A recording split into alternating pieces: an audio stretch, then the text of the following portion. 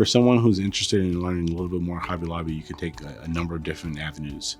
You can visit our company website. There's a lot of information on our newsroom there that talks about what Hobby Lobby is, what our mission statement is, what our vision for the organization is. You can find out there. I would tell them to do their research on the company. Anybody that is hesitant about Hobby Lobby, go into our stores, talk to the management staff, ask them advice, opinions. Just really research Hobby Lobby and understand what the culture is about and to see if you'd be a good fit for us. You can also go on to various review sites, Indeed, Glassdoor. You can visit LinkedIn.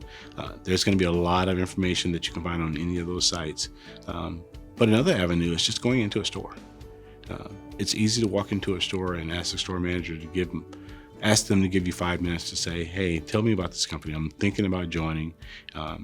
What can you say? And let them tell you their truth.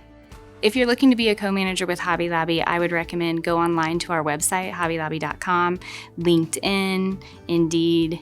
It will give you a lot of information, and apply online and take that step.